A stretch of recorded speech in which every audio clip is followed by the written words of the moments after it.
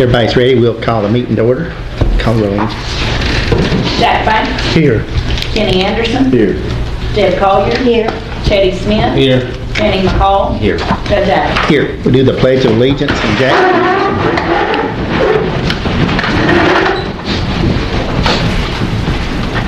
I pledge allegiance to the flag of the United States of America and to the republic for which it stands, one nation, under God, indivisible, with liberty and justice for all. Heavenly Father, Lord, we come to you today, Father. As always, we're thankful, Lord, for the blessings that you gave us this day. Father, we ask you to bless us continually, Lord, and bless this meeting, that we can help the constituents of our county, Father. And Lord, may we always look to you for all we do. Bless our state, bless our country, Lord. And Father, we love you and you know our hearts, Father. And we ask this in Jesus' name we do pray. Amen.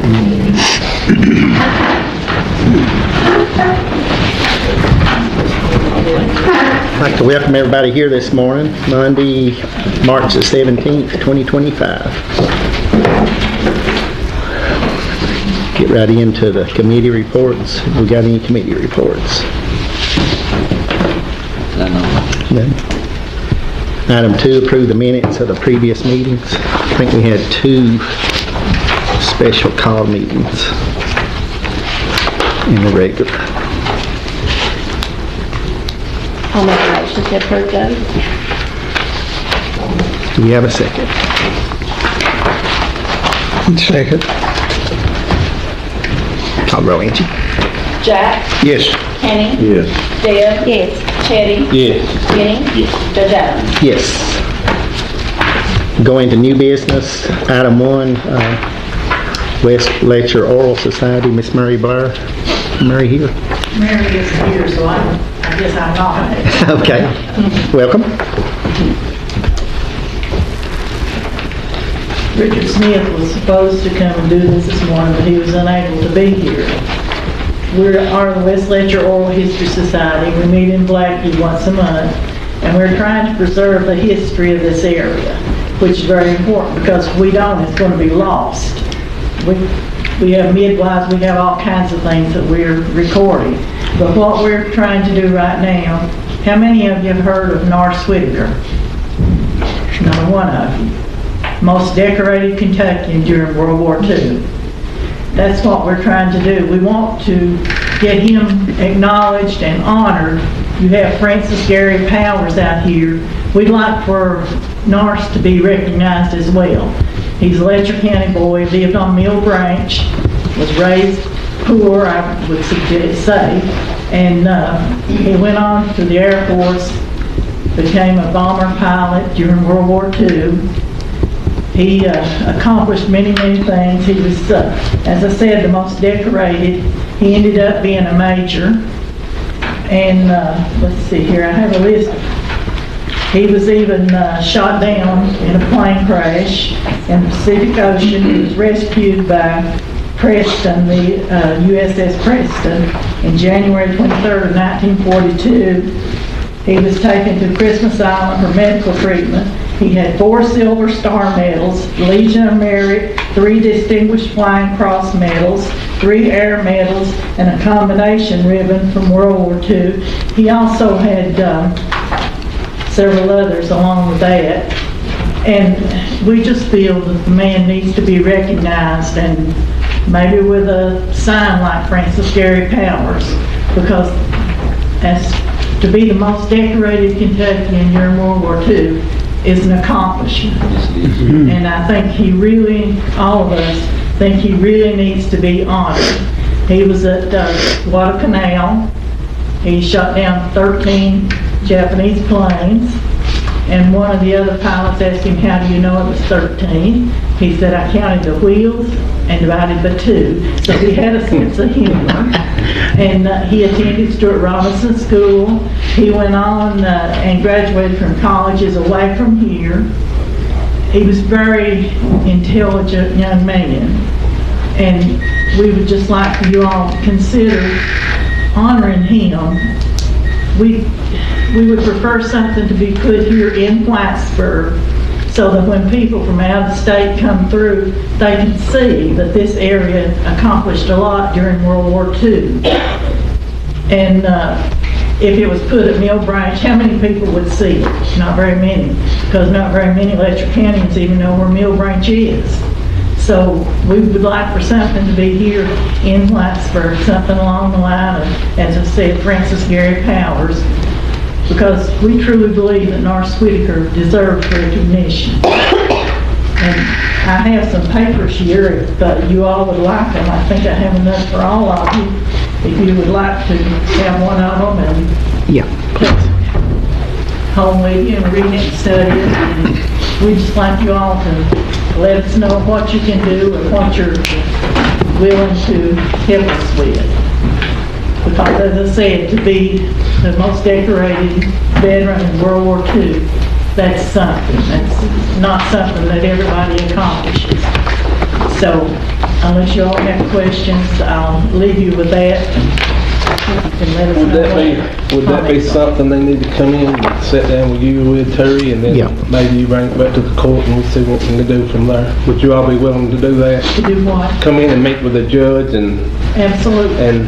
see what we need to do? Yes.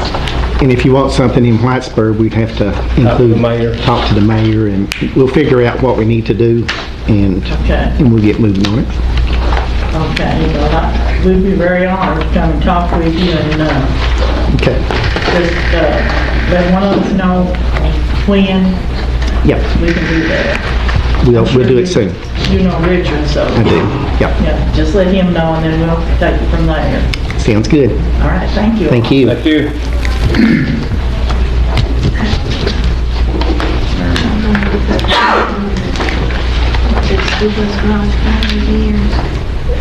Item 2, update from ER Assist. Laura. We're going to start with buyout stuff. I passed out a packet at the top that says buyout status report. This report is posted on our website, it's on our door, and it's on the bulletin board outside the judge's office. The left side is the property code. Property owners should have that code. If not, they can call Stacy or they can call the buyout number on the last page and get that code. So if they call you, they can tell you their code and you can look at their status for them. I'll go through what each one means. If it's title work, that's the longest part of the process. They have to do a 60-year title search. They look at ownership issues, back taxes, liens, mortgages, anything that could be connected to the property. This could take anywhere from 3 months to a year, depending on the severity of the title issue. So if they're still stuck in title search, it's because there's an issue, or we did have one that did rejoin the program after the last flood, so he's in title search now. Appraisal is the quickest part of the process. Our contractors usually take 3 weeks to get an appraisal back to us. So once the title search is done and the environmental review is done, it moves to appraisal, and then from there it's usually pretty quick to get to the pre-closing and then the closing after that. The NRCS hold, there is the two project numbers and the list, both are still on hold. This is the executive orders that were signed. We don't have an update on how long that hold is going to be, but for the time being, we can't do any work on them. I think it's around 35 properties we can't do any work on. Homeowner documentation, it means we're missing something from a property owner. We need a FEMA letter or a lien release or an SBA release or flood insurance or something like that. Depending on what we need from the property owner, that changes how long it takes them to get through that step. If it's a FEMA letter, that could be a week for them to get it to us. If it's an SBA release, that could take a month or two depending on the SBA. Purchase offer acceptance means we have the appraisal, we have everything done. They're either thinking on the appraisal amount, or we just have them scheduled for the pre-closing. The pre-closing is all the documents that we need in order to request money from NRCS or FEMA. So they come in and they sign the purchase offer form, the primary residence form, the appraisal form, all those forms that verify the purchase offer amount so we can request money. And then in NRCS, they require us to do an environmental review. So they look at critical habitat, hazardous materials, historical site preservation, stuff like that. Usually it doesn't take too long in that step. So they go to the title search, environmental review, and then appraisal, and then anything else after that. So you can look through this list. We do update it every month, so I'll put one in your box and I'll put it on the website. so you guys can check those as they update. You go a couple pages after that, post-closing statuses. So these are all the properties that have already closed. You can look through and see what the status is of each one of those. If there's any vacancy, we can't do any work on those, so those are all things while they're moving stuff out of the property. We did want clarification on how many extensions we can give property owners. Currently, we don't have a number. Right now, we have the first 2 extensions is 45 days, and then every extension after that is 30 days. But I know there's been some questions about the length of vacancies, so we wanted to verify how many we're allowed to give.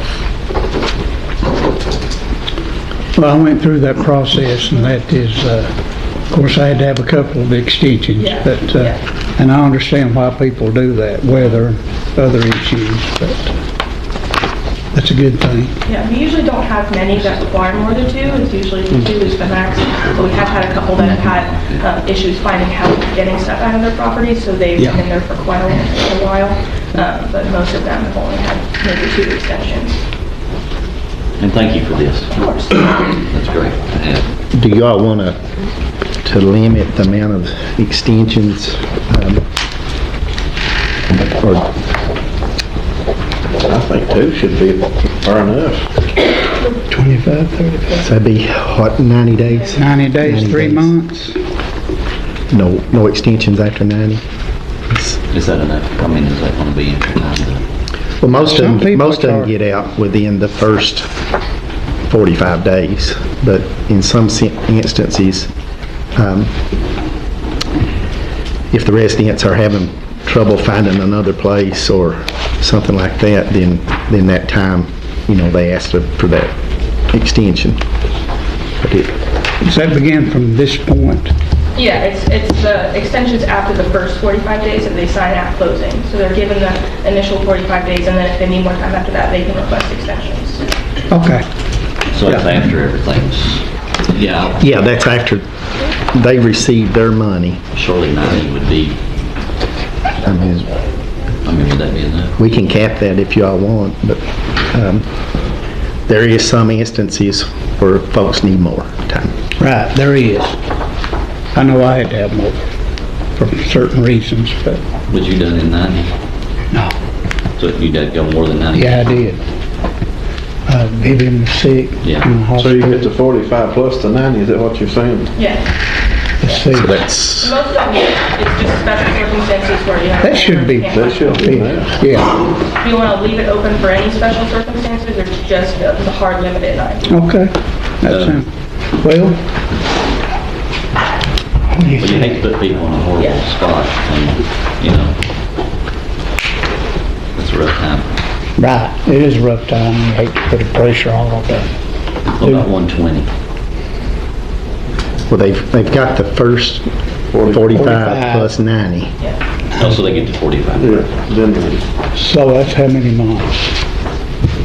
And that's, 3 months? I would 4 think months? that's a plenty of time Yeah. unless there's 4.5. serious issues. 4.5 Yeah. But months. And we could view those on case by case if something's really, really bad, I'm assuming, is that right? They do fill out the request form, and they have to have, there's another form after that where the judge approves it. So they put the reason on there, so they can always request one and then, not get approved for it. 45 and 90 is good. Yeah. Unless it's really something extenuating. Right. you want to make that in a form motion? we'll see. So the motion is to, the first 45 and then the 90 as being the last, the deadline, Unless you approve, unless it's something that or extenuating. Right. seems fair enough. Call the roll, Angie. Benny, Yes. Jack, Yes. Kenny, Yes. Deb, Chetty, Yes. Judge Adam. Yes. On a similar note to that, at the back of the status report packet, there's the buyout number and the buyout email. For documentation purposes, I can only answer calls to that number or the courthouse. So if, citizens or property owners call you, refer them to that number. And at the end of the packet, we have a couple score sheets. First one is demo round 2 for NRCS. A lot of these we've already gotten asbestos surveys for, we've just been waiting approval for these ones. The house sprayer, we already have the asbestos survey for that one. That's the one that's falling in the creek. And as soon as it's awarded today, we can send a notice to proceed to the demolition contractor for that one. So for these ones, most of them are all lowest bids except for 895 Highway 2545. That one we had to move to Razorback because B-Brock has a couple outstanding properties.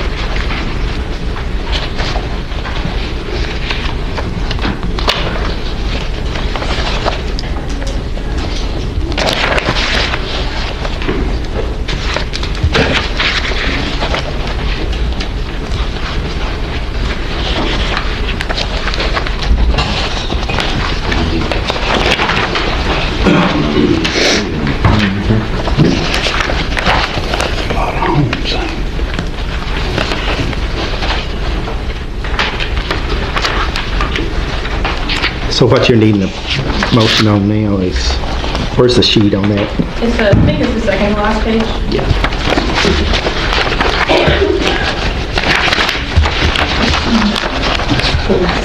Should be in your other side packet, in that side packet. Is it the next to the last one? Oh, in the, Yeah. I know that one. Round 2 buyout. Okay. March 17th, 2025. okay, I need, look at yours, Jack. There you go. Round 2 buyouts today, properties awarded. Cold Street. Ranch.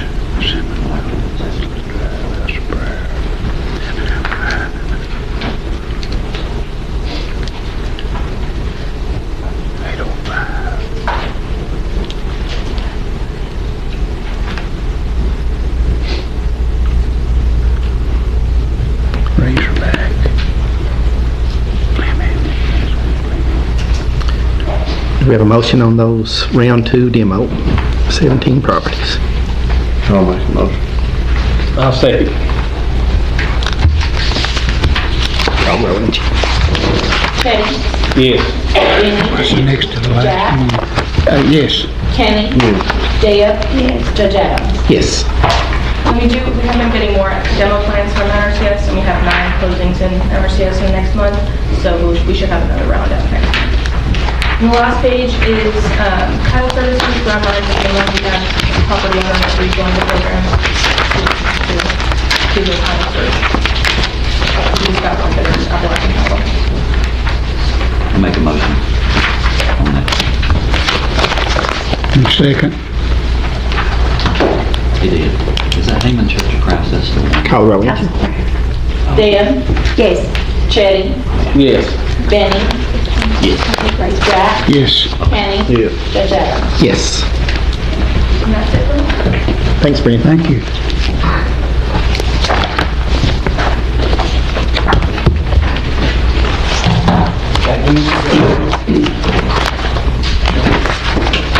Welcome, Miss Laurel. Okay then, Judge, with your permission, I'm going to go a little bit out of order and do the debris monitoring first, Okay. so that those folks who are here could speak after that. So in the last fiscal court, I said that to you, Deb, that you had hired us to do debris monitoring. That wasn't correct. You only hired us to do grant management. So we went ahead and went back and listened to the tape while we had that up. It just, we never discussed it.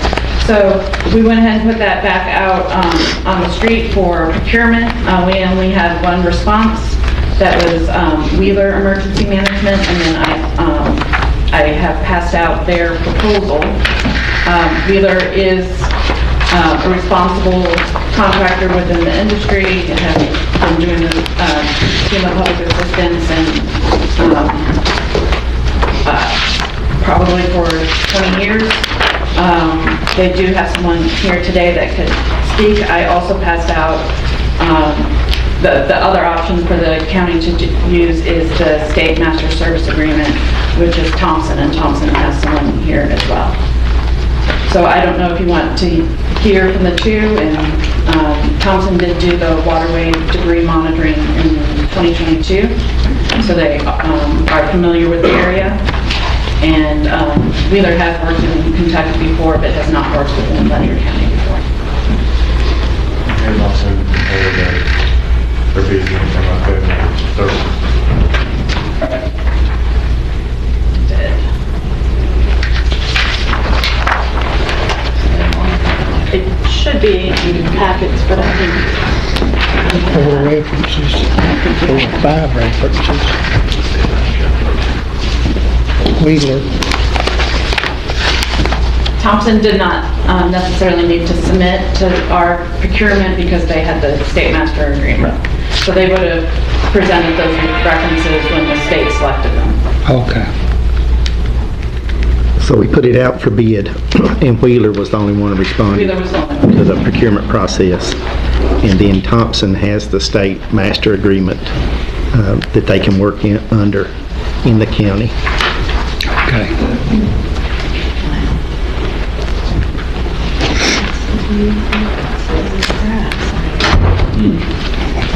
Wheeler looks like a pretty So good company. there's a difference in their stated hourly rates, but it's hard to say what the actual cost is going to be when it's something that's at hourly rates.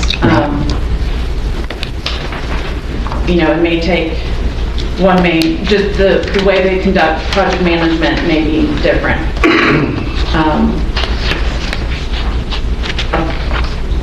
You know, one may have 2 people that takes the work of one of the other. So it's just every company operates a little differently, and there's not a prescribed, I mean, there's reasonable, but there's not a prescribed, you know, you absolutely can only have one person at a debris site or something like that. But there's within reason, and I could talk for hours about it, but I'll just leave it at that. But it's not necessarily a one-to-one.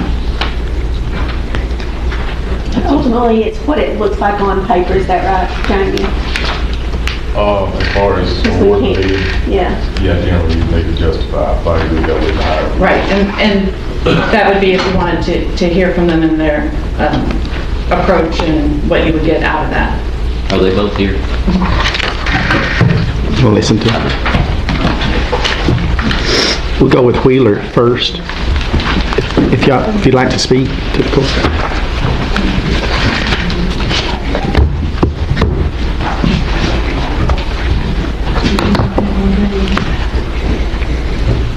Thank you, Judge, Magistrates, and honorable others. Appreciate the opportunity to speak to you. My name is Jeremy Branch with Wheeler Emergency Management Consulting. We are a company based out of the Florida Panhandle that has done work all around the southeast, including the Commonwealth. We currently work from Gotham County, done work in Johnson County. We have worked for Jessamine County, in the city of Nicholasville in the past, and Lewis County, when Judge Ruckle was still judge up there instead of running the association.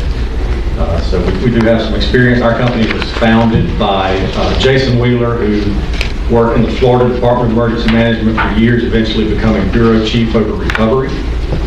So he has about as much experience as anyone in the industry running recovery for the state of Florida in the past. I myself, who would be your project manager here, I am a former county commissioner down hometown in Florida. So I know what it's like to sit on your side of the table, especially whenever there's an important issue, important decision that needs to be made, and sensitivity that's around that and dealing with your constituents as a vendor for the county. We are not always going to be the cheapest, that's for sure, but as my granddaddy always said, there's cheap, fast, and good. I can do 2 of those at one time, but not all 3. So that's sort of our philosophy. We have a streamlined approach. I would bring a team of 5 here to start off, and then hire locals to supplement that, to assist in the debris monitoring process. That would be the start of the project, and then we would see staffing needs from there. Happy to answer any questions that you may have. Appreciate the opportunity to speak. So, You be on the ground? Would you be one of them on the ground here? Yes, sir, I'll do your project. Okay. Manager. so the last time I know we had some issues with contractors wanting to remove a little more debris. and they were not permitted to do that. Is that going to be different this time? I mean, are we going to be... Well, that's the position of the monitor, is to be sure what the contractors is getting out will be reimbursable. That's their sole mission, is to oversee the contractors and the We provide monitoring and documentation that Laurel needs to get you FEMA reimbursed, but also to ensure that the county doesn't pay a dime beyond what was actually collected. So that's a pretty important part of it, that we don't get towards the end of the project and have to write a check as the county because something wasn't permitted. Right. This is comparison of the two. Yes. It's hourly rates. We would, if you may, our approach would be to have 5 of our in-house staff who are experienced, 1 in each district, and then we would hire locals to do monitoring under those supervisors. Just so you know, our pay would start at $15 an hour and go up from there based on if they had any experience in the past working for the local hires. $15 an hour. So is your all's rates, is that reimbursable as part of the project? Our rates that we submitted to you all have been in effect for several other clients in the past already and have been reimbursed. Has not been a problem.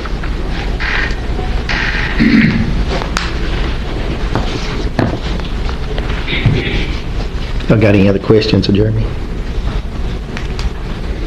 Thank you, sir. Thank you, Judge. Thank you all. Is somebody here from Thompson?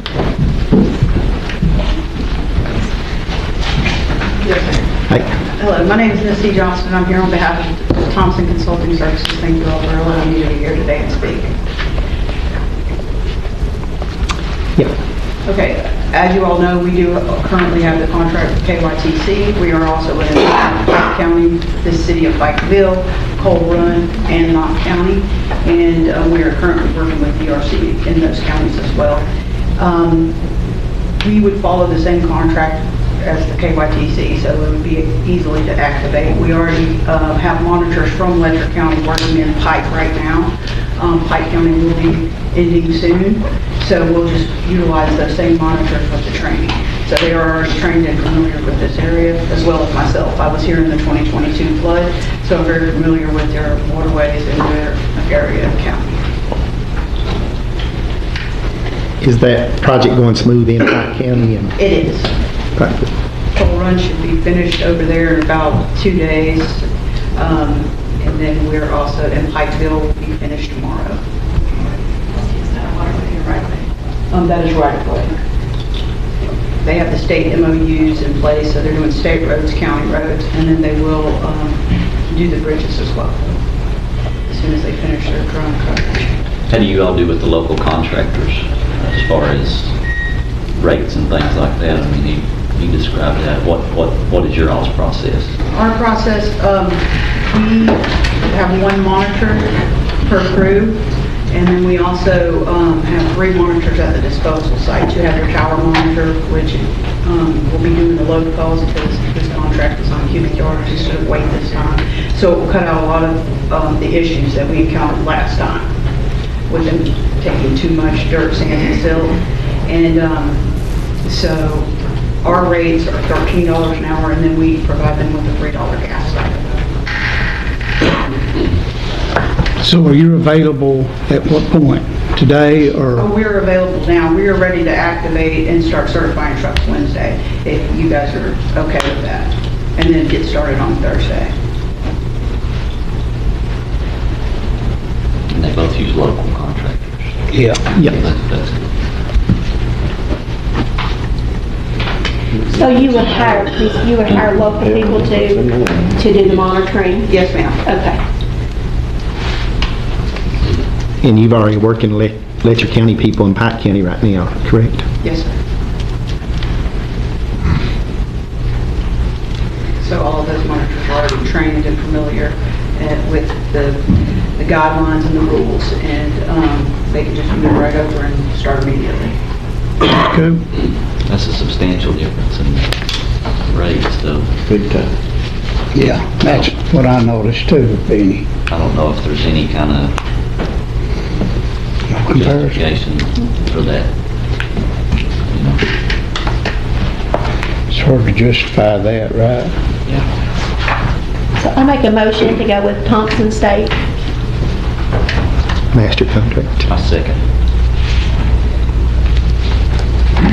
Thanks, Misty. Call the roll, please. Kenny, Yes. Deb, Yes. Chetty, Yes. Benny, Yes. Jack, Yes. Judge Adams. Yes. Looks like Thompson will be doing that for us. All right, thank you very much. We'll see you on Wednesday. Okay, thank you. Thanks for coming up, Jeremy. Yeah, we would say maybe next time, but we really don't want. We don't want to next time. No, we don't. In disaster 4860, which is the current disaster, the February, March disaster, I think we have damage lists from 2 districts, especially for the waterway damages. We have to get that into NRCS this week. So if you have not sent Brandon or the KY-Letcher email, the damage list or brought it by our office, please do so as soon as possible. If, we're still out riding the roads, but no one knows the roads better than me. If y'all see anything needs to be on that list, be sure to get I it think in. those were the ones that we sent to Shine that we can Thank yours. send those to. Yeah. Okay. The KY-Letcher at ERSys email is the best to use. It goes into our group and doesn't get lost. Okay, so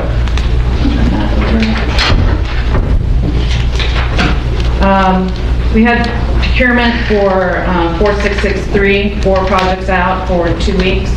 We only had 1 respondent. The rates are reasonable and meet FEMA requirements. It's Greg Hale. We did reach out to a couple of the normal respondents to make sure that we didn't have issues responding, and we didn't hear anything to the negative. I think it's that they were busy doing the hourly work, or wanted to focus on the hourly work instead. There are 4, and we recommend going, even though we only had 1 response. We have documentation that we sent it to over 30 contractors and had it posted in the newspaper for 2 weeks. And the rates are reasonable. So Greg's the only one we had. I make the motion that we go with Greg Hill. Second. Call the roll, ain't you? Jack, Yes. Kenny, Yes. Deb, Chetty, Yes. Benny, Judge Adams. Yes.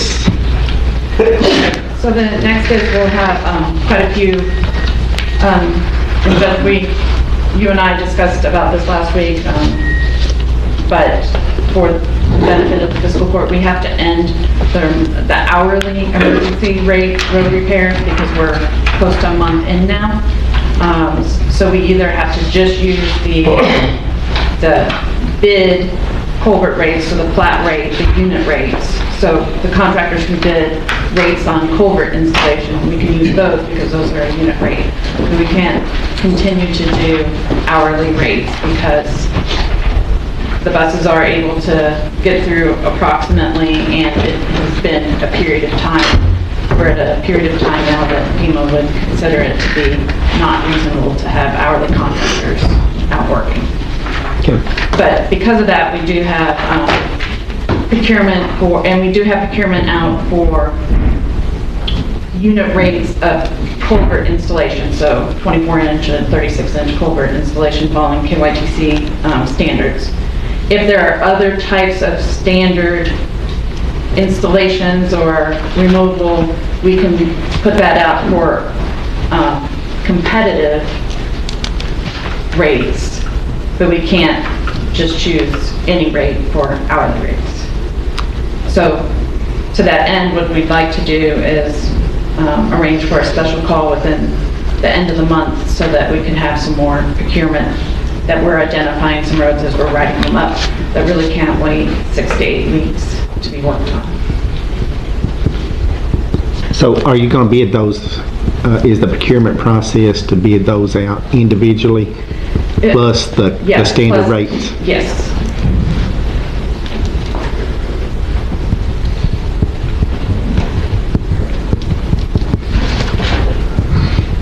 Unless there's any issue with that, we'll plan on doing that. Hopefully, at the special call, we do need to know approximately the date of the special call so that we can put that in the procurement, though, to say it'll be awarded at it. But hopefully at that special call, then we could also take action on the Black Community Center, our next steps there. So we could probably do that the 27th or 28th. Anybody got a problem with that?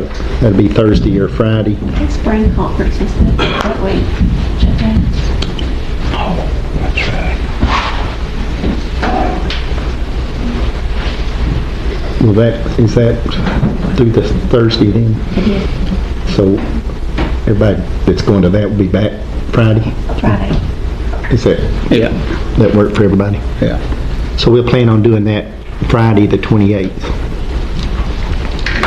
10 a.m.? Yes.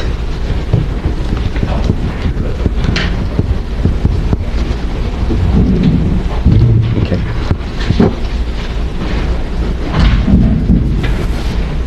I think that's all I have on my handouts. We'll have a posting, just like we have on our buyout, a posting of road names and statuses in your mailboxes, maybe by the end of this week, but it may be midweek next week. Okay. We have about over 30% of 4663 is either out for procurement or pending contractor response, but we're trying to get the final status of some of the contractors because they have been hard to get a hold of because they've been doing hourly Emergency rates. work. Yeah. That's all I have. Thank you, ma'am. Thank you. And those of you contractors in here with us, go on that website and bid on those projects. We'd like to get them done as soon as possible. So the more bids, the better. Are they offering back this time? Or have you heard anything? They're going to. Yes. Those two are going out to look at your list, Jack. Okay. Thank you for getting that to us. I want to remind everyone that we do have crews out looking at roads since some of our staffs sometimes run into issues where people are very inquisitive as to what they're doing. And as my Brighton is 6'8", so you know if you see a 6'8" person Taking the road. like he is legitimate. Yeah. Are there any way we can bid like the whole holler instead of little sections of it? So it would be very administratively burdensome for audit purposes because the way this disaster was so big in 4663. So in 4860, yes.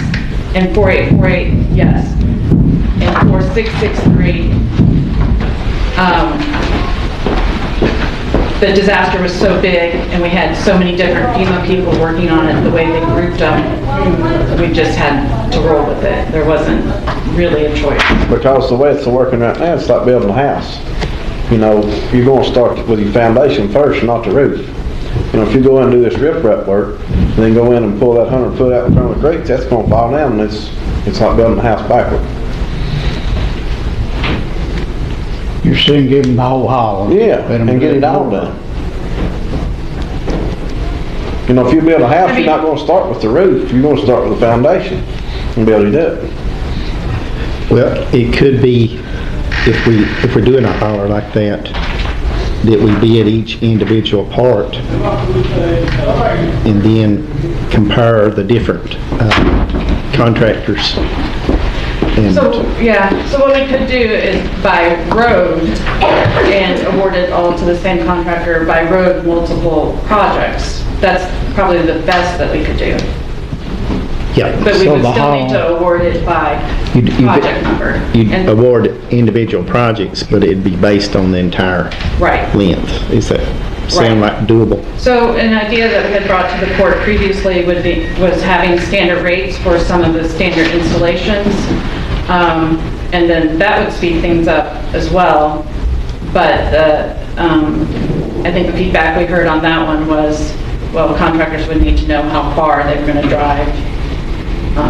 But we could do it by road names, but then there may be some like groupings of roads. Sometimes FEMA did it alphabetically. So in order to make it the easiest for auditors later, like, and maybe we could figure out some spidering of groupings, and it may, maybe Ambrose Road and Zeta Road, like it may not make, it may not be the hauler and all the all the roads off of that hauler, but we could do it by road, not necessarily by hauler. So as long as the bid prices were close, then you could bulk Yeah. to we could- one contractor. That probably would be the better route if we can navigate that. Yeah, then they're not working around each other. Yeah, yeah.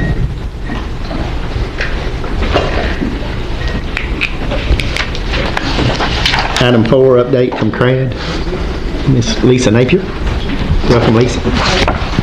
I just have a couple of things to highlight. The two of our staff went out last week and visited some of the buyouts for the green infrastructure project. They went to 5 locations, but there were 3 properties off of Kentucky 588 Blackie, 3 properties off of Iowa Street in Whitesburg, just different properties in those locations. And the only other thing I have to mention is there is a meeting tomorrow at the CRAD office for the Kentucky Student Heritage Corporation. They'll be there to speak about Operation Irvine and answer questions. It's a great opportunity to learn about the railway opportunities for our counties. There is a Zoom link. If anybody's interested, you can let us know and we'll send out that Zoom link. Other than that, if you got any questions? Thank you. Anybody got any questions, Lisa? Thank you, ma'am. Thanks.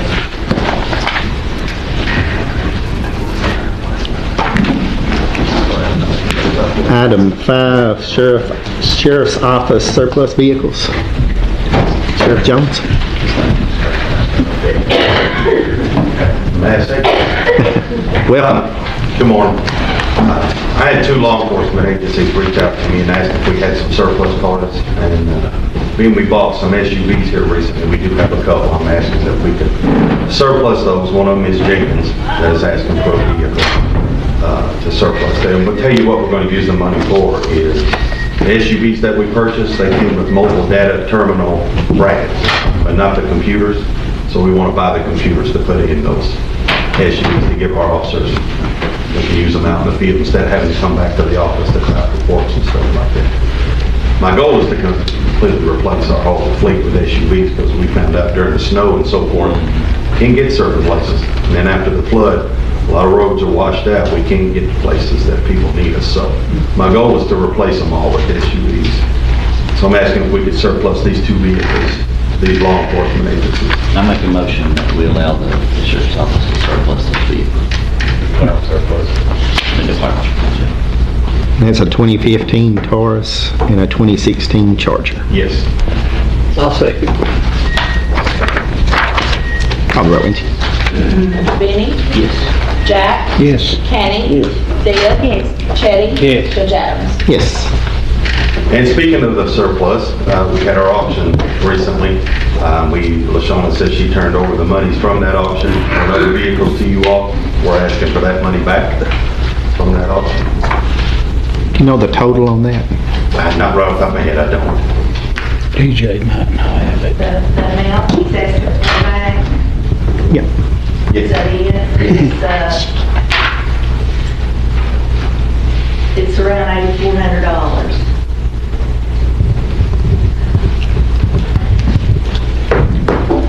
We have a motion to allow the sheriff's office that money back for their surplus vehicles. I'll make the motion. Second. Call the roll, ain't you? Chitty, Yes. Benny, Yes. Jack, Yes. Kenny, Yes. Deb, Judge Adams. Yes. Thank you all. God bless you. Thanks, Sheriff. Item 7, discuss termination of electrical inspector contract. We have contracted with several electrical inspectors in Letcher County to provide that service to the residents. We have one in particular that is not following the rules properly, and his name is Darren Compton out of Pike County. But with electrical inspection, you're supposed to involve the health department in getting the sewer and all that stuff lined out. And he had been writing those inspections without associating with the health department. So I would make the motion that we terminate his contract with Letcher County on doing electrical inspections. I'll second that. Any questions or anything on that? That's pretty important that we, Absolutely. that process of making our homes safe with electrical inspections, and if we've got an inspector not really doing his part, it's endangering lives. Yeah. Absolutely. Any other questions? Call the roll, Angie. Deb, Yes. Chitty, Yes. Benny, Yes. Jack, Yes. Kenny, Yes. Judge Adams. Yes. Thank you all. I got that now, I'm not sure. $8,478.35. Okay. You're welcome. Item 8, jail commissary report. Somebody here for that? Hey, Brian, welcome. Hey, how you doing, Judge? Y'all doing okay today? We're good. Good. The beginning balance of February 28, 2025 is $50,165.47. We have deposits of $15,752.79. So we had another deposit there. This deposit for the House Bill 556 is pertaining to state inmates classes inside the facility. Once they graduate, they give us money for it. And we put that back into the commissary. And the amount on that was $864, totaling $16,616.79. The inventory, $2,079.87. Pay a med tech to come in and make the medications up for the deputies, trying to take liability out of their hands as best they can. $2,487.49.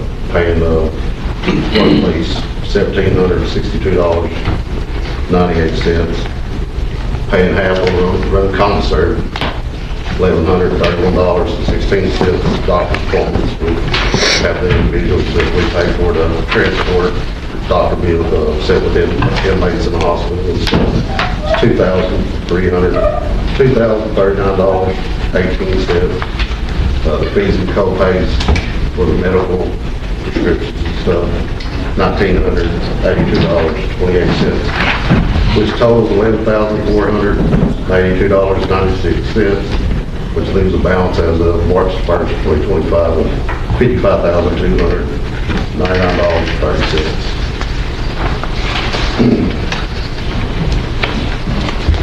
Any questions on the commissary report? Move on to item 9, the 2025-26 proposed jail budget. You'll do that now, bro? It don't matter, you can read it or do whatever. I'll blame you. This is the proposed jail budget for next fiscal year. 24, well, that'd be 25, 26. And this budget will actually be made a part of the county budget when I present that next month. We just have to present this to the court by April 1st and get it approved. Okay, so receipts is going to be a total of $531,800. Nothing in prior year carryover. Transfer from other funds is $300,000. So the total budget is $831,800.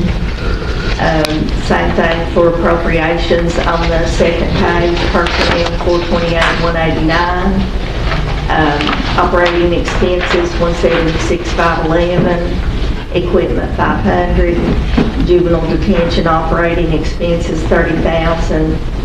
Total in appropriations will be at $31,800, so it is balanced. But once again, this is going to be another one of them things that your appropriations has to match your receipts, and with the jail, we'll have to find more money because it'll cost us about $1.3 million to run it for the year. I just want to ask you what it was running.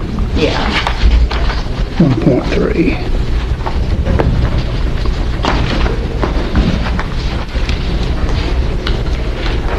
In other words, money has to come from other funds in order to sustain. Copy that. Yeah.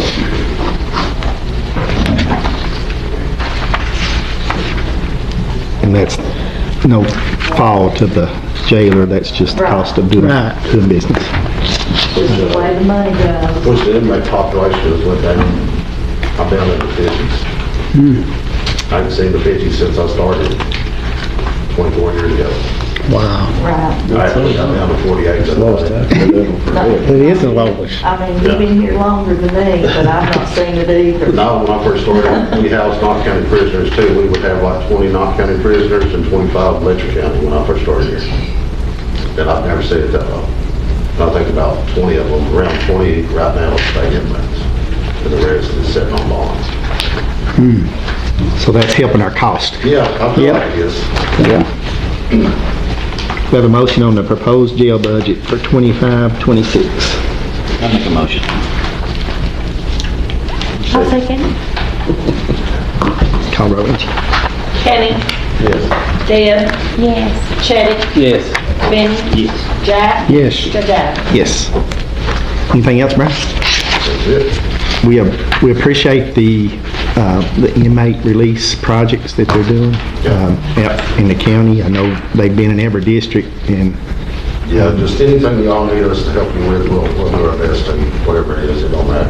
And Jeff's real good, answers the phone when you call him, he's right on the spot, he'll call you back. He sure is. He's done a very good job. And he'll let you know what he's got ahead of him, and if you've got a project, he'll let you know when he can get to it. He actually called me this morning, and like he's gonna meet with Shane and see about doing some co-patching in some of the places we need co-patching. Yeah, anything we can possibly do, it don't matter who district it is, just let us know, we'll do the best we can. We appreciate it. Yes, sir. I appreciate you guys. Thank you, sir. I tried something, I don't mean to cut you off, but, we've got that jail, and I'm just not plain spoken, and this is new to me, I'm like, yeah. But what I was just sitting here wondering about, we have them people in the jail, could they not come out in these creeks and help clean the debris up? With that kind of cut the cost down and... Well, the people that sit on bonds, you have to get approved by the judge to let them go out. Now, the inmates that can go outside the jail as far as state inmates is the one I got on work crew. I have other state inmates, but they're controlled intakes, so their levels don't allow them to step outside the jail work. So, Well, ones like that, can we just send them somewhere else? well, I do thankful too. Yeah, we get paid for this I read them numbers and I'm thinking, God almighty, they're supposed to be punished, and we're getting punished for having to pay for them sitting there. I mean, I'm retired now, but I worked hard for my money, and our community, and I didn't realize how bad everything's got until I was home, because I worked Knott County, Pike County, I was everywhere, so I was away more than what I was home. And this is all new to me, but, you know, I can't, just like, and I don't mean to bring it up, it's different from this, but I'm volunteering to take elderly people to the doctor and stuff, even though I'm retired. And I took a little patient last week to Pike County to PMC, and we got her checked in, and I sat down, and it was a whole big crowd there. And Letcher County was the top, which, you know, that sometimes is, but the people there was complaining because these meetings is at 10 o'clock in the morning, saying that it used to be in the evening.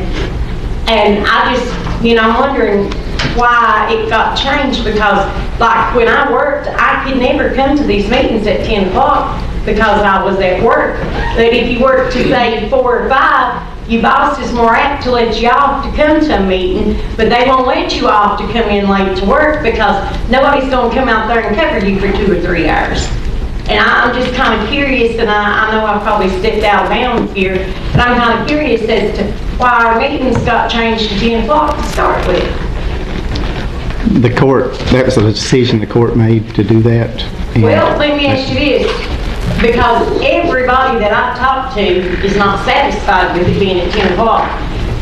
What's it gonna take us to get a petition to show you how many other people wants to be here but can't be here because it's at 10 o'clock in the morning? The meetings are at 10. You're on the public comment section, and we need to get through this, and then we'll come back to that. Okay, I'm just a fish out of water, I'm learning. Thank you. Okay. Item 10, approve the new hires. Got Lacey Wright to Rec Center, Tiffany Roark at the jail, Kelly Yantz at sanitation, Gregory Haley at sanitation, and McCray Keyston at the jail. Have a motion on the new hires. Now make it 2 hours. Call roll, Angie.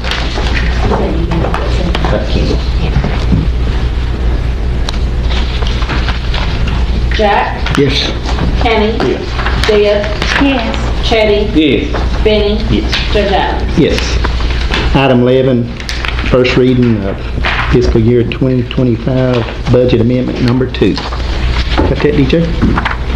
This is an ordinance relating to fiscal year 24-25 annual budget and amendment thereof, whereas the Letcher County Fiscal Court has realized unbudgeted receipts from the following funds, be it ordained by the Letcher County Fiscal Court of the Commonwealth of Kentucky that the budget for fiscal year 24-25 is amended to increase receipts in the jail, account number 03-4504-000, federal grants $500,000, and increase appropriations to the jail 03-9200-999, reserved for transfers $500,000. The amounts adjusting the revenue accounts in section 1 are for governmental purposes.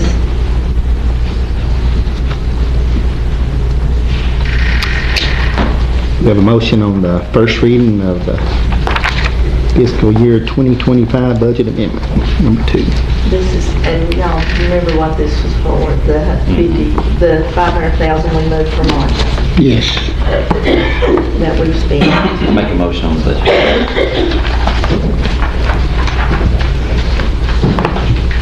A second. You get a second. Call the roll. Benny? Yes. Jack? Yes. Kenny? Yes. Deb? Yes. Chetty? Yes. Judge Adams? Yes. Item 12, treasurer's report. This is treasurer's report for the month of February 2025. General fund had beginning balance of $252,039.98. Revenue received $472,077.16. Disbursed $479,827.30. Any cash balance is $244,289.84. Each fund had a beginning balance of $10,665,745.43. Revenue received $462,214. Disbursed $282,147.73. Any cash balance is $10,845,810.84. Jail fund had a beginning balance of $71,115.91. Revenue received, $137,852.09. Dispersed, $126,971.77. Ending cash balance is $81,996.23. LGEA fund, beginning balance of $268,311.15. Revenue received, $11,146.55. Dispersed, $88,870.46. Transferred out, $100,000. Any cash balance is $90,587.24. Forestry fund had a beginning balance of $6,660.20 with no revenue and no disbursements, so that's also the ending cash balance. Forestry fund CD is $40,000. The ARPA fund beginning balance $512,574.47.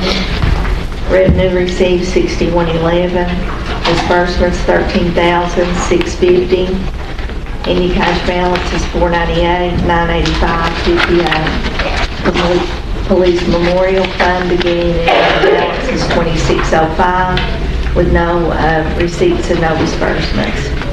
The Tourism Martin Van Bates Fund beginning and ending balance is $83,8075 with no revenue and no disbursements. The Marlow Water and Wastewater Fund beginning balance was $10.90. Revenue received $170,774. Dispersed $170,773.62. Ending cash balance is $11.28. Floodlawn fund had a beginning balance of $56,474.40. Revenue received $10.34. Dispersed $24,887.50.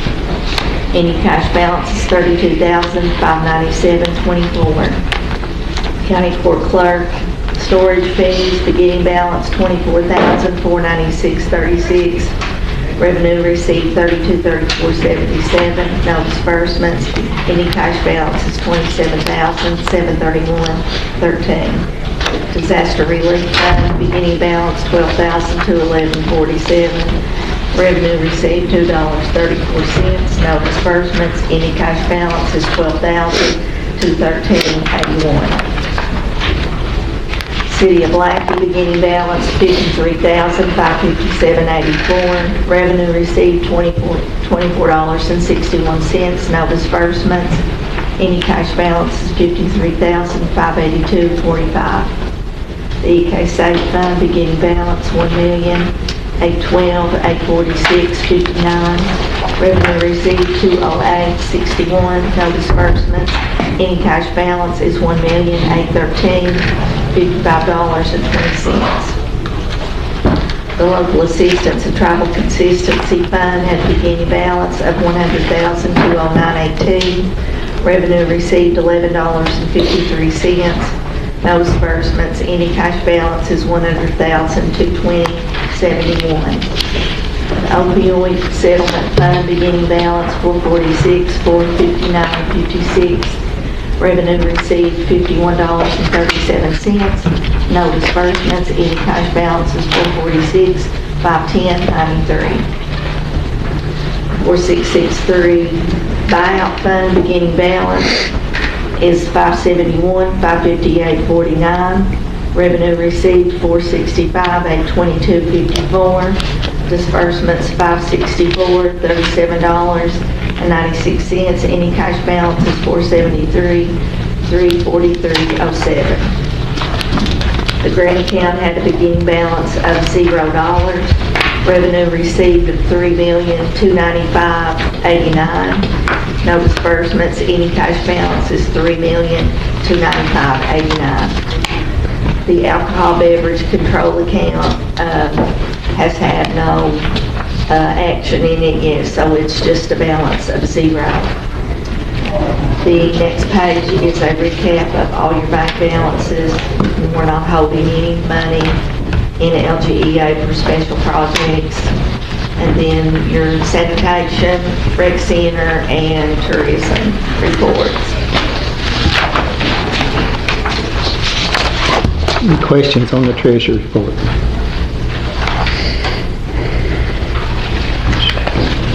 Yes, you, Jake. Move on to the transfers. I had one, and Laura sent me an email late last night, so the sheets that you guys got sitting around are the two I'm gonna read. The first one is transferred $100,000 from the ARPA fund to the jail fund. And the second one is, y'all remember we set up the grant account to put the federal money in for FEMA and NRCS. Okay, so we can pin down what money has went into the road fund on the disaster from February 23. So I put disaster 4711 on that transfer. So that's from that particular disaster, and that's the money we can transfer out of the road bridge fund that can go into that grant account, and then we can pay what needs to be paid directly out of that grant fund. So transfer from road bridge to the grant fund, $1,022,096.56. We have a motion on the transfers. I make a motion, accept the transfers. Do we have a second? Second. Tom, roll, Angie. Eddie? Yes. Benny? Yes. Jack? Yes. Kenny? Yes. Deb? Yes. Gazelle? Yes. Item 14, submit bills for payment. Anybody got any questions on the bill docket? A reason not to pay one.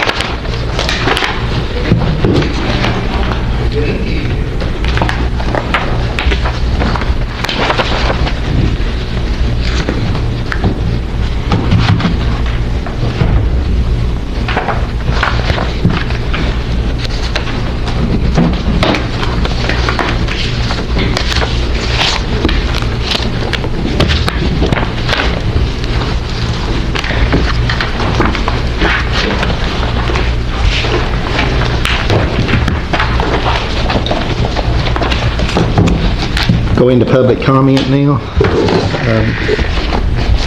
First on the list, John Conn. Welcome back, John.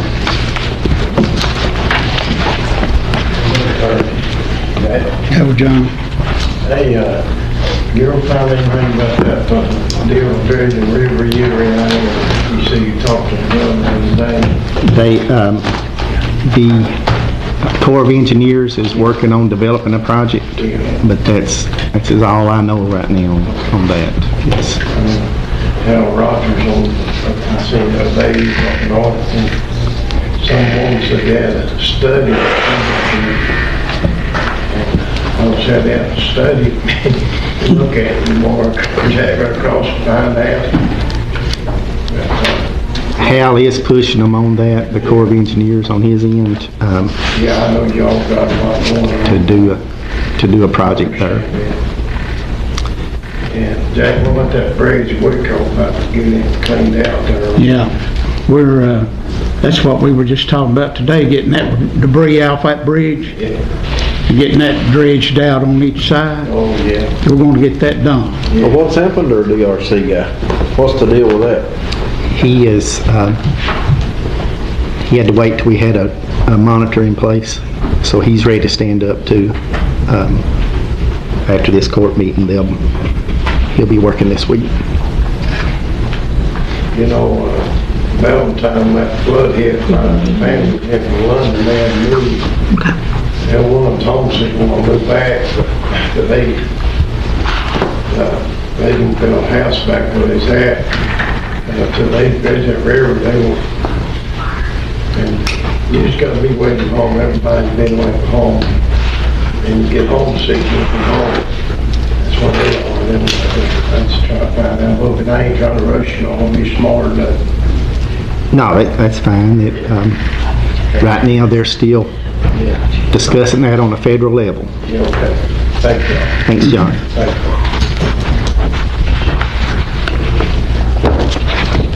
Next on the list, Miss Virginia Holland. And I do apologize for getting out of line, stepping out of place, but like I said, I still do a lot of work, but it's totally free. I'm retired. And when I took my patient to PMC, that was the conversation, and I got to thinking, you know, this is my first meeting that I've been able to go to, because I always had to work and never could get off to go, it being 10 o'clock in the morning. And I was just wondering, you know, why it changed from the evening to the morning time. And in talking to the community, I didn't hear anybody that I talked to say they were satisfied with it being at 10 o'clock. And I'm just wondering, you know, is it something we have to get a petition just to get it changed to the evening time to where working folks have the opportunity to come? The way our economy is, people can't take off from work to come to these meetings.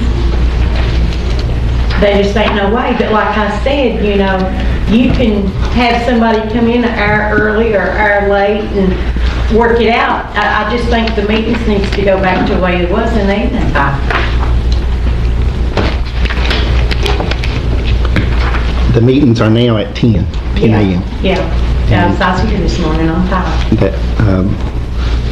That's a decision the court made, and that's probably the one we're going to stick with. So I'm going to have to get a petition started to try to get it changed then. Is that what you're telling me? You can. Okay. Well, I got another question too. With the jail inmates, that's a lot of money that we're out for them. Is there some way that you all can get the insurance or whatever approved to put them people to work? They are working. The ones that are eligible to be out to work are out working. Are we going to have somebody come in here and clean the debris up out of the creeks? Because I was told that they couldn't do it because the minnows was in danger. We're working on doing that as well. Okay. What are they going to do about it?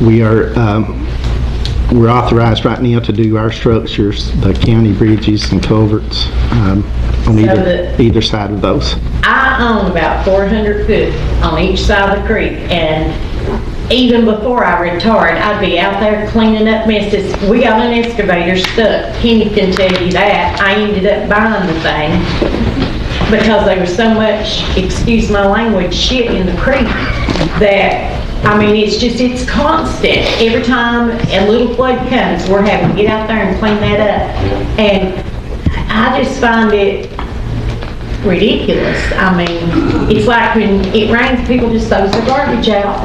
They get logs and everything comes down through there and clogs up. My son's house is kind of at the back of the creek now, and we keep it cleaned out, but that don't help the neighbors up. Yep. I was just wondering, because, I mean, Fish and Wildlife, they stuck all them ladybugs and them stink bugs here to feed the turkeys.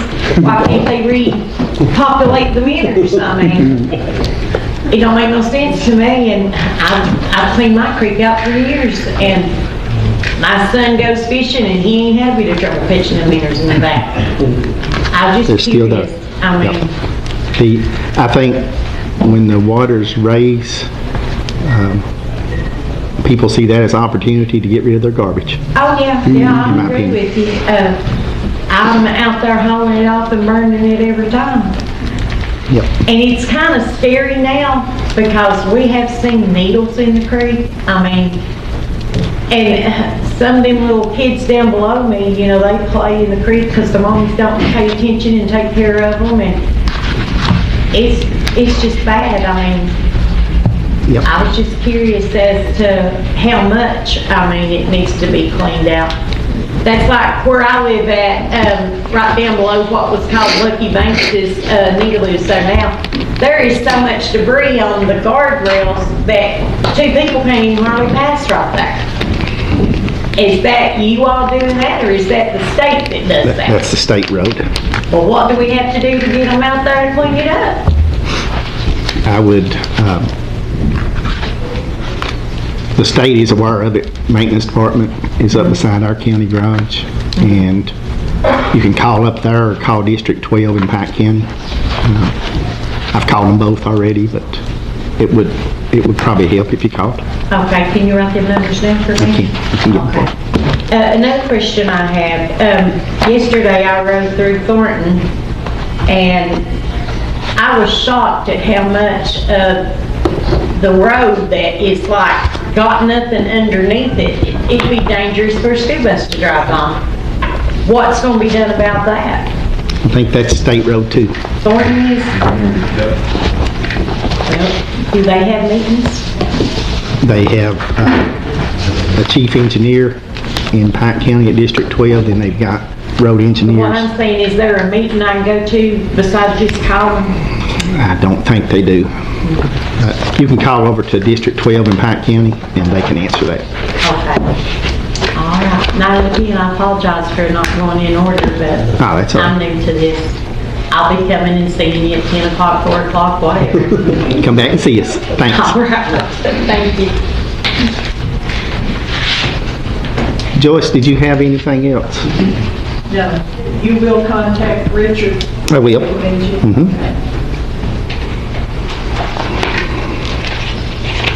Terry, Tim's, where's the only man we go to call that go to when that flood died?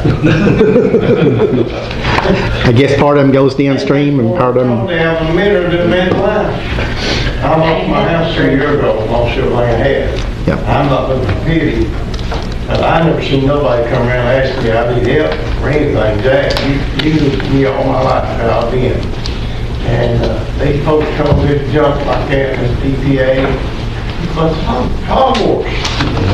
And these miners, you can't see a miner around that river bank, they falling all out. Well, that's like my son, he's not having this problem catching the meters behind my house. And we dug and cleaned for 10 years there. I think more of a miner on the crawl than do a man. And you know, I have to say, and I don't mean to jump out of pace here, before I retired, I worked with elderly and disabled people, and I went into homes, and I can't hardly talk about this without crying, but I went into homes of elderly people that was sleeping on a mattress in the dining room and had 6 inches of mud in the rest of their house because they had nobody to help them. And I'm in the Grandma Club up Hemp Hill, and that's a thing every time we have a meeting, it's brought up. That's why I retired, well, that, my husband, because he's an idiot. But, you know, there's so many people that don't have help out here. And a lot of them got sicker because of it. I put my son to doing work, and he already has his own job to do, just trying to help people, but it's like, our community don't never get done what needs to get done. And I don't understand why they worry about the miners and crawdads. I mean, they plagued us with ladybugs and snake bugs to feed the turkeys. Next on the list, Carolyn Short. Ms. Carolyn. Welcome. I'm here expecting to hear about the culvert in Cali clean out. I got sick this morning, but I guess it was removed from the agenda. The new people that are supposed to be in there working on cleaning out county culverts and creeks. We approved DRC to do our structures in the last meeting. And today we approved the monitoring aspect of it. So they will start this week. Just on the monitoring and assessing the damage or what needs to be done. The monitors will be monitoring the debris contractors on... So when will the contracts be let on the actual work? The DRC will be contacting the contractors, working the local folks, and the monitoring aspect, they will use our local folks in that too. So all that'll be standing up this week. I heard that it seems like we're having trouble getting local contractors to bid on work. It seems like we're going to have to go out of the local network to get contractors. Because from what I understand, they won't approve more FEMA work until the past work is done. And we're behind on the past work. But anyway, my whole objective of being here was about the county cleanup. So I think it's not going to be addressed today. It already has been addressed. Well, they weren't here. I don't know. We've awarded to DRC. They're going to hire the local contractors. they couldn't start their project till we had the monitors in place, and we awarded that to Thompson today. So just as soon as those two get together and get their contractors and folks in place, more than likely they'll be starting Wednesday or Thursday of this week. So is there a conflict with the contractors that's been awarded the job so far? No. Because I've heard there's been some contractors that have been, supposedly been doing the work, they've been removed from the list. No. Do we have a list of those? DRC was reaching out to our local folks and the contractors, and they're working all that in-house. I think one of the things they had a problem with was who DRC was going to make the master contractor was the big question. Yep. I don't know if they ever got that resolved or not, but that was a big issue. At this point, to my understanding, they're going to get a local contractor per each district, and there won't be a local contractor that's over all 5 districts. It'll be DRC taking care of that themselves. So one contractor per district, correct? Yes. Thank you. And I think those local contractors can they can sub out to if they need help within that district. Okay.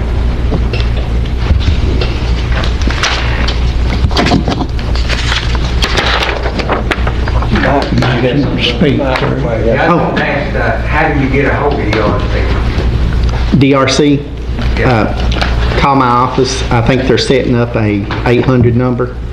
You can contact them that way. And if they don't have that number set up, the manager that came to the court meeting, his number is at the office. What about the payment contractor to do ARC stuff? Where can you find that at? To do the bridges and that. Yeah, the bridge is in 100 feet below. That is, yeah, that'd be DRC. Yeah, just talk to Stacy in the office there, and she's got a number. You talking about Steve? Yes. He won't answer the phone. A few other people trying to call him, he won't answer calls on the next. Who's that, Steve? I've had several calls tell me that same thing. Look around the call. I said, go to the website. Have you all had any look in on it? Y'all tried to frill? I've got a contract in hand, he sent me last week to do the master contract and sub, and then all of a sudden he called me like 2 days later and said that they was going with Johnson Tucker, or All-American, I don't know what Tucker is, to do the whole project. And I haven't heard from him since, so. I completely non-respondent, but, I mean, starting Wednesday or Thursday, I mean, you got a room full of contracts, nobody has a clue what's going on, so. Yeah. I'll reach out to Steve and get that. I can give you an update if you want. So, if you don't mind, I'll step up there. So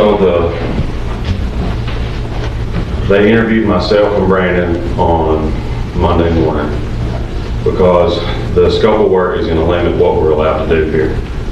And my understanding, the scope of work right now is going to be emergency bridges. Is pretty much the only thing that's approved at the current moment. No right-of-way project. The 100 feet on each side of every bridge and every culvert is not approved right now. It's just going to be emergency blockages on bridges. And the verbiage was like in, under, or on bridges. So the point of doing one master contractor was going to be, at this point, there's just not going to be a whole lot of debris, to be honest with you, that's going to be approved in that scope of work. They did, like I said, they did interview me and Brandon both, and I'm not sure what happened, but they said that they were going to go with us because if they, and that's common in this industry. I mean, there's counties, I got offered a county in North Carolina all ourselves like 2 weeks ago or 3 weeks ago.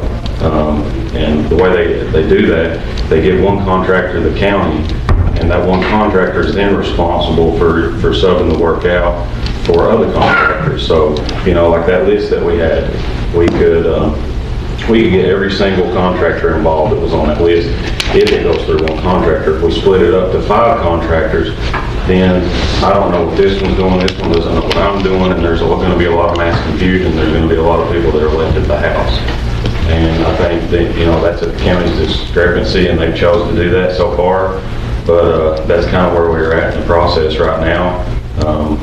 I think you judge yourself chose to do the 5, and that's kind of the way the thing's going to be structured.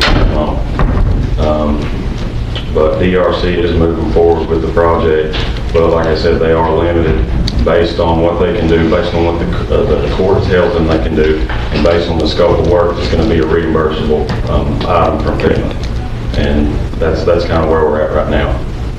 So, I mean, if there's any other questions or confusion, I'll try to help clear that up. So there'll be one of our local contractors in each district, and they'll be going to each of our county bridges, and they'll be getting that debris on, under, or in those structures starting with. And that's county roads only right now. If he's limited to emergency only at this point, I have a lot that need cleaning, but I mean, they're passable. It ain't blocked. That's right, it ain't blocked. That's where that state verbiage is going to be really important with the monitoring company, because, if they read the verbiage that comes from KYTC, my understanding is where that information comes from, and the monitoring company interprets that information this way, that's all they're going to allow us to do once we actually get boots on the ground and get out there. So if that bridge is not 100% blockage, I'm not sure what they're going to say, because I've not read the verbiage. I don't know if they're going to say, well, that still passes, water's still passing there, leave it alone. And that the money dictates this whole entire process. What we can get funded for and what our county's not going to get stuck with, that determines the whole entire project. And it's sad that it's structured that way, but it is. So I had a gentleman call me this weekend, and I was in Roanoke, but he's going around looking at some, I got his number, but I cannot remember his name, sorry. But he's going around looking, and he said the only thing that he can work on or have people work on is if it's endangering life. Yeah, that was one of the new verbiages that came with KYTC we were talking. I said, so you can't like clean any of the debris? And he said, no, as long, if it's not endangering life, I can't do anything with it. And I was like, well, I don't know in my district if I have anything that's endangering life. No. Well, our county crew took care of that. Last meeting and this meeting, that changed because that we were under, everyone was under the, well, we weren't under the assumption, we were told that this is what's been approved 100 foot before, 100 foot after. Yeah, that's what he said. Bridges were told. They got a new state. Judge, if you all hired, DRC, had you all directed they did that meeting for questions, so they answer questions? We can't. They should be. I figured he would have been here. I did too. So they, what changed was, I think KYTC released new approved documents, and they received those, I'm not sure when, but that was my understanding. I can't speak on their behalf, but that's the impression that I'm under, that came from. The way I've envisioned it, that every one of our structures that's got debris on, under, or in, I see that as an emergency. Because if we have a 4 inches of rain next week, it is emergency. All those locations are washed out. Yeah. And it goes from having debris under our bridge to have our bridge washed out. So I see that as emergency all the way around. Each one of our structures that's got debris or silt in it, over it or around it, then the way I feel is we need to get that cleaned out. Wood Coal Loop, if we have another rain like we had, it'll flood everybody around. It's totally stopped up. So I see that, I might see that different than what you're saying there, but I'm in agreement with you. But again, the project will be dictated by the verbiage that's given to us by KYTC, and it's reimbursable line items for FEMA. Well, that was one of the things I was concerned about earlier when we were doing the bids for the oversight, because you know, are we gonna let the people work this time? Because last time, I know there was and I understand FEMA's got regulations and rules, I understand that, but there was a lot of things left in the creeks that should have been taken out. Yeah. I mean, and they just, whoever was overseeing our local contractors, whoever was the point people, would tell them to get out of the creek, don't touch that. Yeah, the same woman that. The exact same woman. Well, I don't. Yeah, but I don't know that she was making the rule. Yeah, she was. Is she? That's why we had a meeting and Gary and all them was in here to answer the question and she was. Because when I was standing with the contractors on one point that I know for certain, she was nowhere around. It was somebody that was appointed, by FEMA, if I'm not mistaken, that was standing there, and they would tell them to pull out, and I was like, well, there's still a lot of stuff left there, we can't touch it, and I'm like, are you kidding? But the last time it was a state-funded project.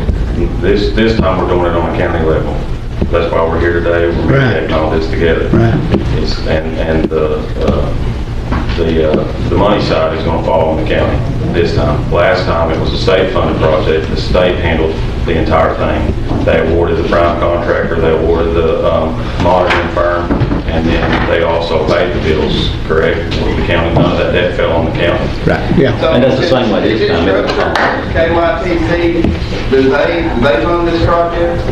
Or does the county? They will be. Fund the 13%? We have to fund our percentage unless they, KYTC, right, the scope of work, the county's responsible for the debris removal itself and the funding.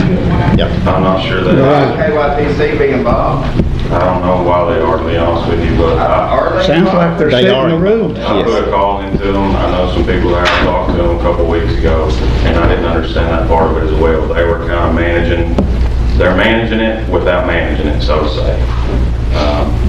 And I don't know how that works. And, you know, as far as going with Thompson again, and we approve that, everyone has to realize that we have an obligation as a court we can't justify going with the company and paying them double, triple, 3 times more. No. You know, we have to justify why we went with that company. They didn't see the rates. Yeah, Deb. and the rates were triple for Willard and Thompson, and we have an obligation to the county to go with the lowest bid, and you all see that, contractors see that from time to time. You know, that's just what we have to do. We have to be able to explain if an audit occurs, why you all went with that. That's unexplainable. Right. Just because we thought they would do a better job, we just can't do that. You know, Thompson or Wheeler, either one, they're gonna get that piece of paper from KYTC that says, here's your guidelines. Right. They're just there to enforce. That's all they do. And that's fine if they enforce it correctly. Not pulling people out of the creek when you know, there's still stuff that could be taken out, just in a rush to try to hurry and get the job done. Exactly. I don't want to rush to get the job done, I want the job done correctly. Correct. On the loop down there, them trees. And when they won't do that, they just watch you do that. Oh, yeah, oh, yeah. You'll clear that out and hold everything back. It'll flood the whole community. We've been dealing with monitoring firms now for a few years. I'm gonna tell you what I think about the DRC crew, and you all tell me what you think. I have got the coal mining district in Kentucky, and I'm talking the whole state. District 2, there's been more coal mining than anywhere in the state of Kentucky. The project manager called me and said he drove District 2 and didn't see nothing in the creek. Now, what do you think about that? He called me Saturday. He said, I didn't see nothing in the creeks in District 2, and I said, oh buddy, you didn't drive District 2. I got to meet him at 12 o'clock and show him where District 2 is. I talked to him this morning, Kenny, and he discussed that with me. And what he was talking about was he didn't see that the things that were on that scope of work were eligible. You have a ton of debris. I mean, everybody can see we all have a ton of debris, but at the end, we're all limited by what they tell us we can do. And that's the sucky part about it, because if we are outside of that, we're not going to get reimbursed for it as a county. I understand that. And this is just the first part of this process. We know from the last time this happened, this emergency cleanup is the very first part. It's not going to be the 100% solution to the whole entire problem.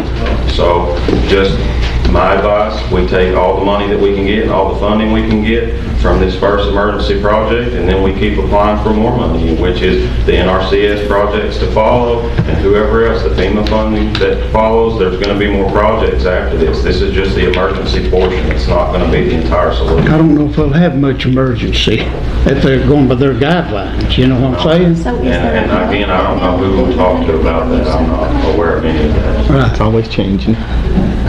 Yeah, I agree with that. You know, we need to do what is, what that needs to be done right now. And all these other entities are looking at different steps. This is the first step, is cleaning our bridges and our culverts. The next time the water gets up, that's gonna be right back on the bridges, because you don't clean the side roads first. Yep. Yeah. The water, the bridges are gonna be packed in again. This starts the process, though. We've got to start somewhere if we're ever going to finish. Can I ask another question? Is there not somebody that can go around and find these people that's throwing this crap in the creek?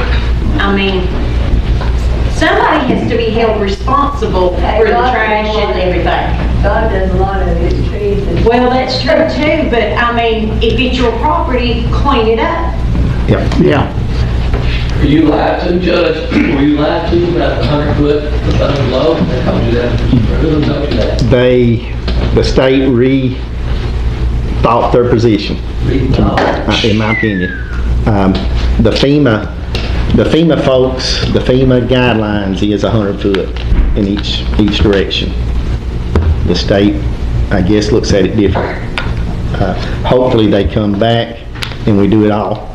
But right now we're doing over, in, and around the bridges. So we need direction how to get to the top of the KYTC to get this over with. They're not getting up in a way that it can't help. State emergency management. State emergency management. That's the controlling folks.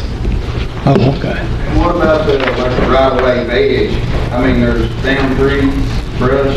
Right. Or on these county roads. What kind of, formality they gonna follow to try to pick that up? Because when I was talking to Steve earlier, he's like, well, we don't know what we wanna do there. And I'm like, they just hired you to handle this project, what's your job? Their current project is our bridges. There's a lot of down trees along the streams that needs to be addressed. Definitely. That'll be a different project. Tucker, I'll ask one more question.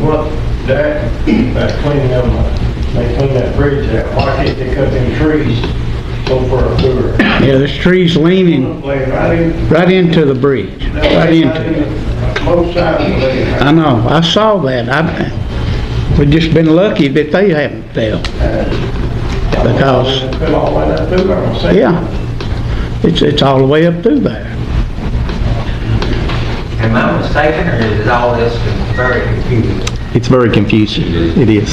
It I don't is. think, a lot of it don't confuse me, because it's the money. All of that is who's gonna pay for that. You know what I mean? That's the thing. That's why these things keep moving. If they, that's what we're waiting for. If somebody says, we'll pay to get the settlement, we'll pay to cut the trees will be cut and the settlement will be gone.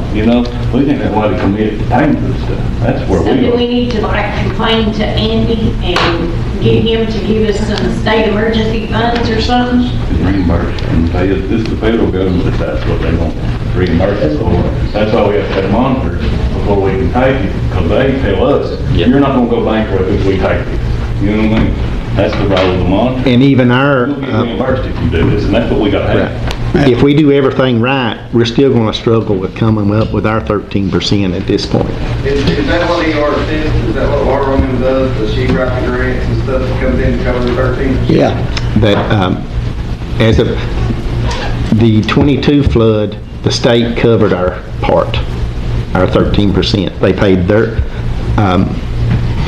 FEMA paid 75%. The state was at 12 and a half and we was at 13, I think that's how it adds up.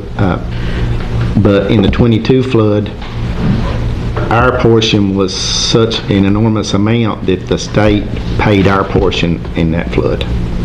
I don't think they're gonna do it in this flood. We've requested that, but it's still up in the air if they'll pay our percentage or not. And our percent, you know, we don't have a big budget, and our percentage is, you know, it's probably going to be over our capacity at this point. So unless the state and FEMA agrees to extend these projects out further, then we can't go on our own and do that. We don't have the funding and the capabilities of making that happen. So, you know, we're kind of at their mercy of what, we all know what needs to be done. Yep. Every stream in Letcher County needs to be dug out. Yep. But, you know, we only can do what we can afford to do as a county. Eddie, you got something? I just had a question. This is on the reason I already came. So DRCS will control what we can remove. So if you're working directly for DRCS, so you're saying the only material that the contractor will be able to move is if the bridge is blocked 100%?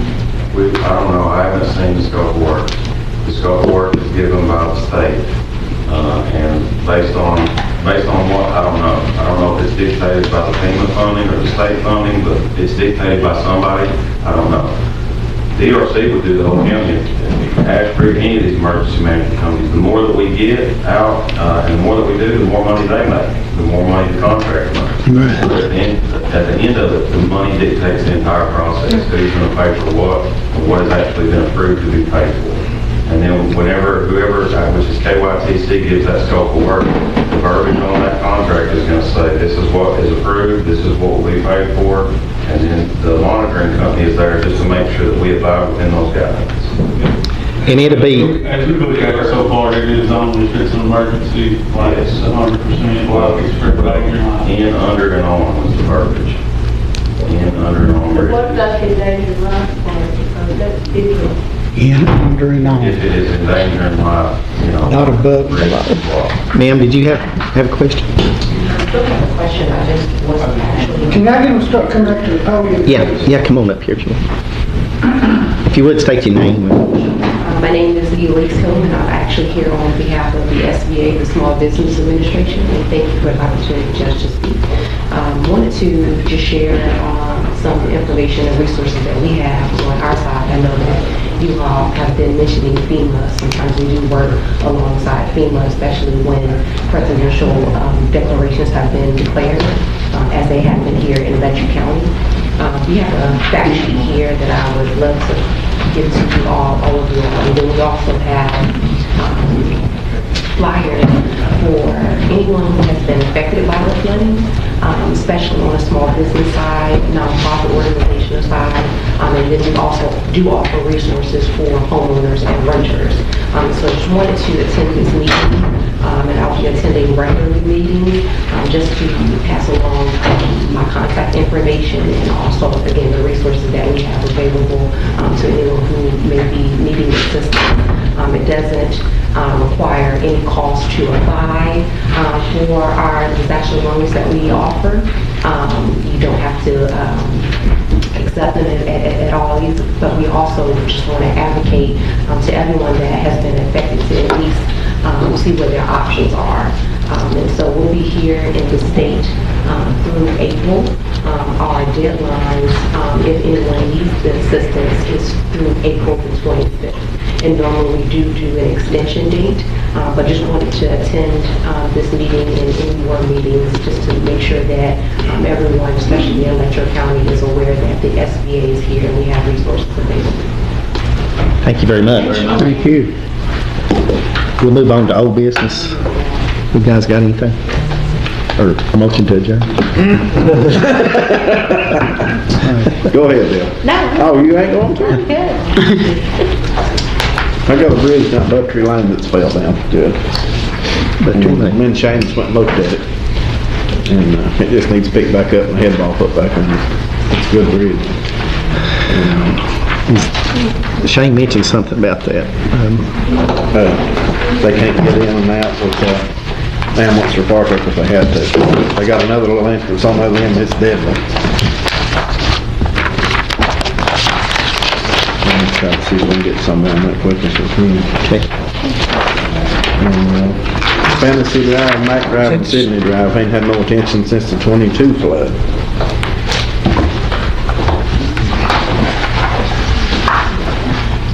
They sprayed 500 cases of paint on it, but they ain't never done no work on it. Fantasy, man. Fantasy, Mac, and Sydney.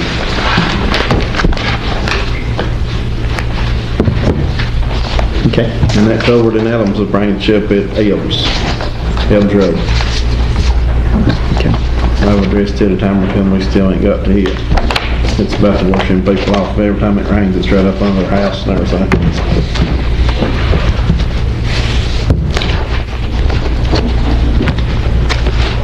And that junk up in Adams' branch, there ain't anything we can do with this guy, Jamie. We got a litter warden. I'm sure that other litter warden called him up 50 times. He's been rode up several times. He's got cars in the creek, buildings in the creek. We've had to have cars towed to get up to look at the cemetery, and you can't even get in there to look at nothing. We know what his name is. You know his name good, I don't recall.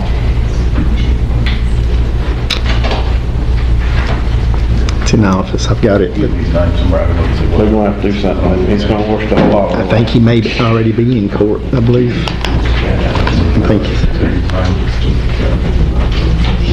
Did you get anything worked up on that, Splendid ordinance?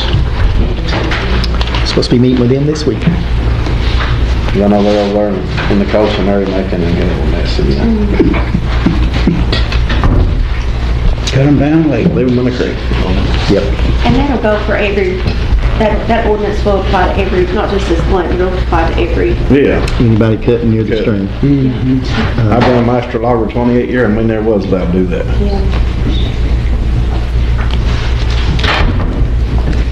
Anything else? So,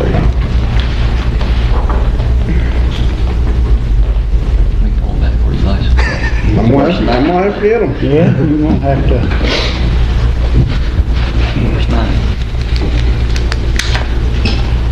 I know I've talked about it before, and several of us has. You know, we got a skeleton crew, road crew, out there working. For nothing. And the same way with the road garbage guys, you know, they're out here working their ass off and for nothing. I'd just like to see if we could get them a little bit of money, a little more than what they get, at least 50 cents.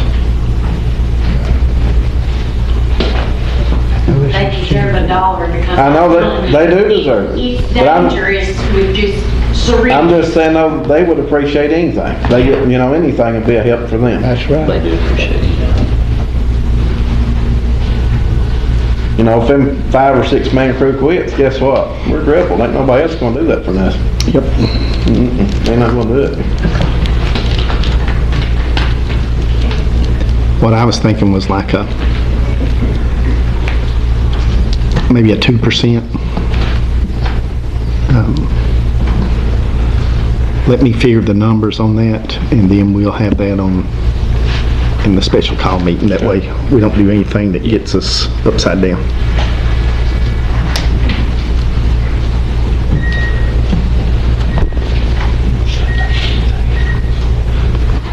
Anything else?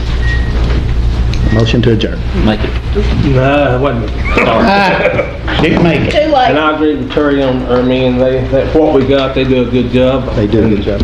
Sanitation boys, I mean, I don't know, do they start at 7 or 6? Because you see them so early out there getting it every morning. They're out early. They're out early, they get it. And they do a good job. And I know people calls in on them. They got a new guy in a new area and they miss one every now and then or something or other, but they do a good job. But, on these contractors, I know we done some emergency work and kind of worries me a little bit what some of them is charged on the jobs they've done. I think we need to keep a better eye on the quality of work we get for what some of them's doing and what they're charging us. And I want them all to work and make money, but we got to make sure we don't break the county too doing it. And I just think some small jobs that I've seen some bills come in on that kind of worries me a little bit. Yep. On what I've seen done. So So that's something we may need to look at further on, and if they ain't got the equipment to do the job with, when they take it, we ought to have the right to say, wait a minute, you know, you're charging us with a small truck to haul gravel all day long by the hour, we can't afford to do that. Did they turn those bills into you, Chetty, or how did you see those bills? They went to the court. Today?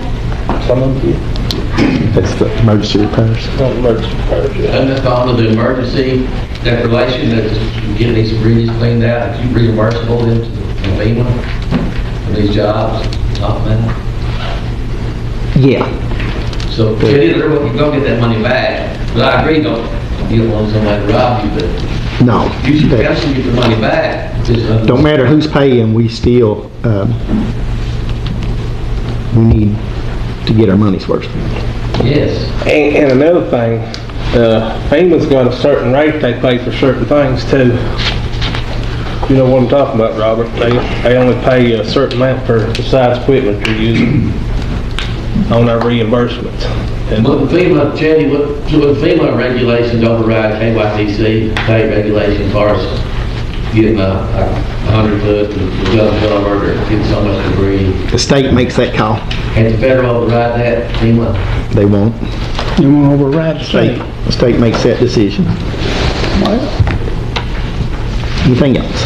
are we doing any more emergency work, or is that over with right now? The emergency work going forward will be the bid process or the per unit price on the culvert sizes. Do you need a list of some that's still school buses is getting ready to quit on, and some that look finished that the folks ain't gonna be able to travel one more rain? Yeah. Okay. And we're working on that, but